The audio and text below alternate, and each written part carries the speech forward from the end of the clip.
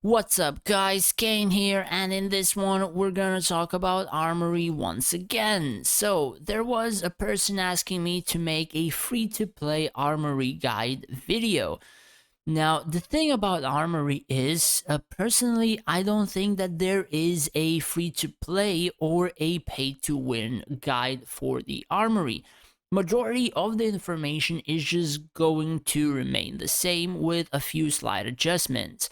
Now, of course, pay to win people or high spenders are all the time going to have high level pieces, so that's already a given, and they will have more options. However, free to play also are able to achieve quite a lot of stuff in the armory as well, based on their decision making and their account.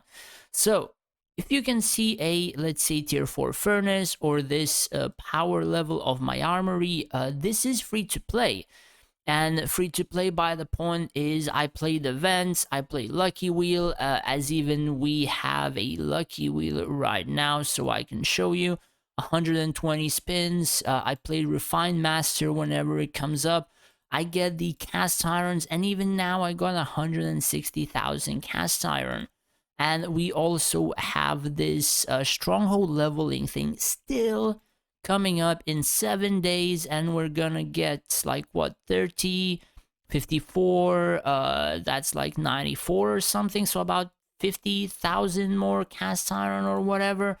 So you are able to gain a huge amount of cast iron. So personally, this one for me is pretty much free to play, since no money was actually put into this feature by myself.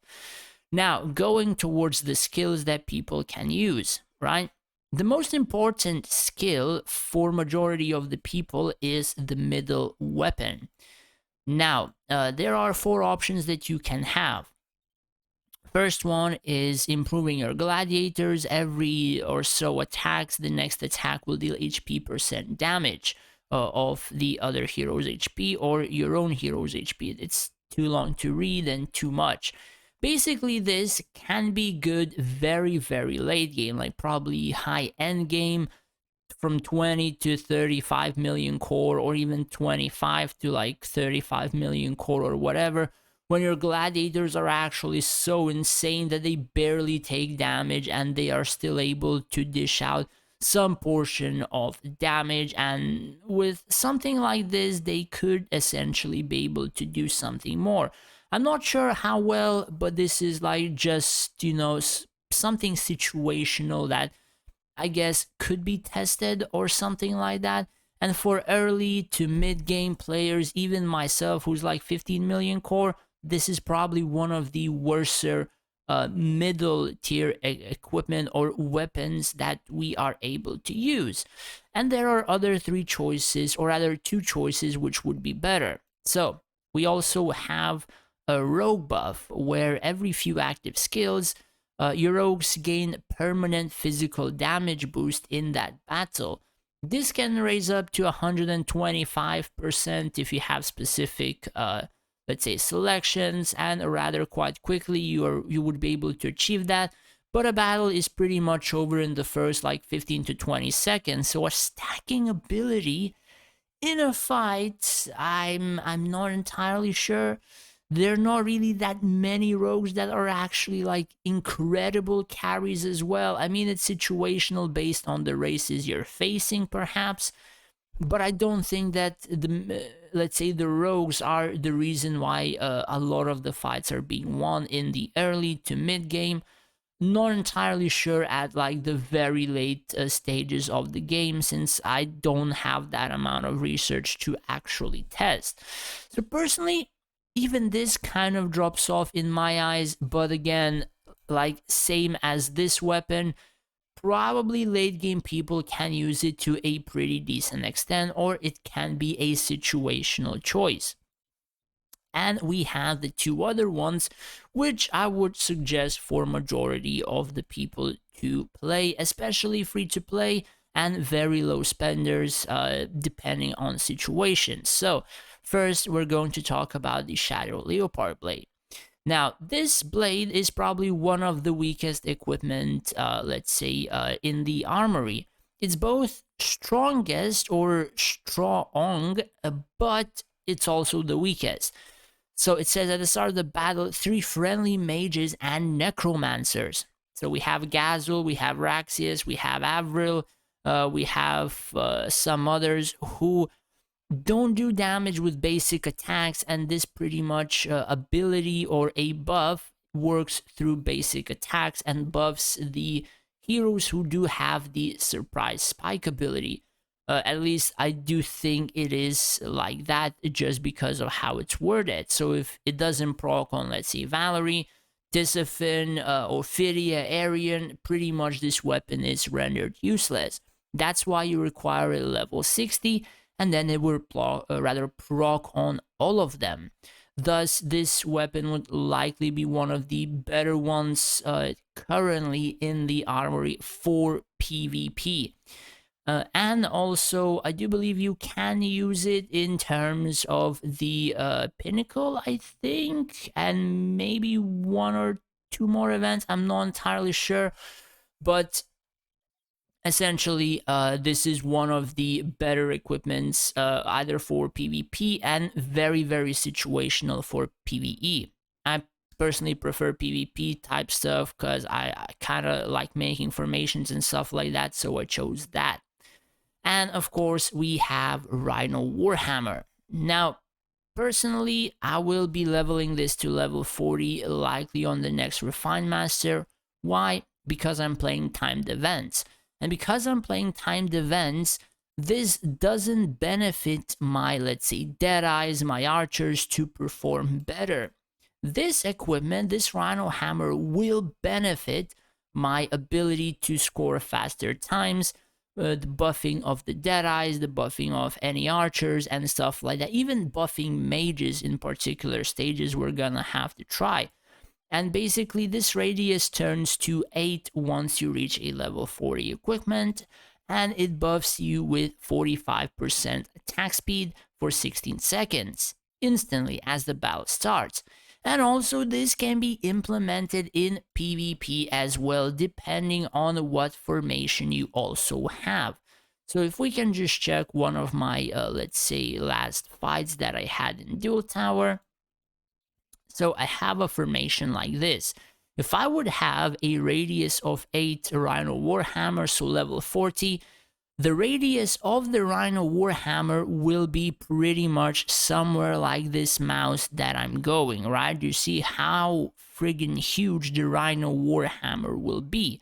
So this squad of stalkers will run very fast to the front line. All of these will run very fast. The, let's say, gladiators, paladins, these ones right here will run very fast, as well as Nora, Ophidia, Valerie, Arian, even Avril and Bane will also have the buff. Likely even Solaris will also be scratched with it. That's how friggin' huge the RHINO Warhammer is. So depending on particular formations, this RHINO Warhammer can actually be one of the better equipments for free to play, just because you can use it both in PvE and PvP in specific formations. So yeah, that's pretty much it in terms of like the free to play, I suppose, armory. The choice that I guess most people should be taking is RHINO Warhammer for PvE content, because PvE content equals Lenari. Lenari equals playing events, getting achievements, which I call like prisms, skins, many other things. Can't really tell from the top of my head, like even a dragon ability, right? So yeah, and those things then turn to a stronger account, which then may help you get faster events or better scores in events, as well as help you in PvP. So this sort of build, I don't think that it's very crucial for many low VIPs or free-to-play or small spenders. It's just strictly mage-focused build. If you really are into PvP, then sure. But if you're into PvE, and if you're even free-to-play and small spender, regardless, currently I think the RHINO Warhammer type of set is the best that you can have, just to have something like an overall decent buffs or decent like basic buffs to try and work from, and even try to test around and get some different stuff. So in terms of slots, now it's a lot harder for me to like discuss free to play and pay to win.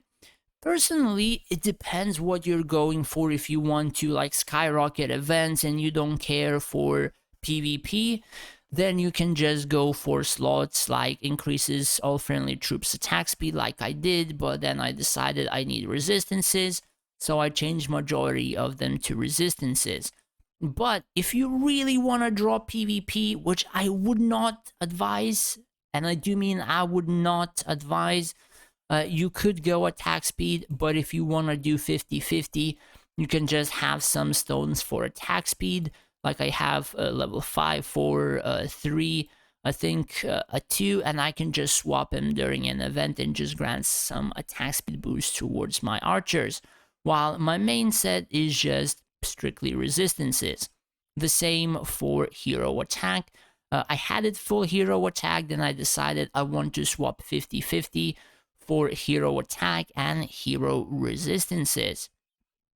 For dragon, currently I'm just going for full resistances. Once these ones go to level 4 resistances, which is almost done, the next few circles that I do unlock will contain a dragon max HP because the resistances will be heavily capped.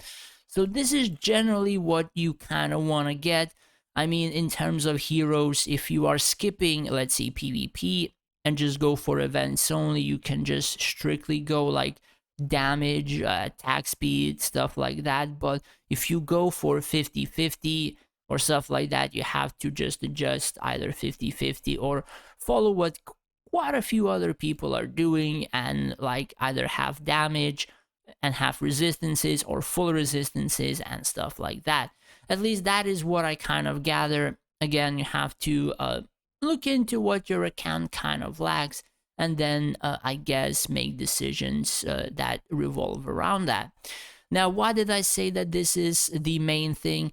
Majority of the shields, majority of the armors, they provide either a tankiness buff, a shield, a slight buff, you know, all of those kinds of things, while the weapon itself provides either the huge damage buff or provides a very huge buff early on that increases your damage. Basically, a huge difference in terms of either PvP or PvE stuff, right? While the armor, even though it is effective as well, it's just more of those defensive or some offensive type buffs that you have a choice of picking and not. But essentially, I would kind of deem that weapon would be the most important choice, and then the other pieces would follow. But yeah, that is, I guess, sort of my opinion in terms of, let's say, free-to-play Armory. I mean, some people may have different thoughts, and I would like to hear them as well, and maybe eventually change the video if what I did say was sort of a mistake or not. Do let me know in the comments down below as well, what do you think about that as well. Anyways, I think that's pretty much it for the video. Thanks for watching, and if you would want to support me more than just watching my videos, I have made a Patreon page where you would be able to do just that, and as well as I would be able to help you out a bit more in terms of your account, decision making, battles, replays, all that kind of stuff. As well as I would like to thank my Patreons Scott, Near, and Michael for the subscriptions. Really appreciate it, guys. Thanks for watching, take care, and stay safe out there.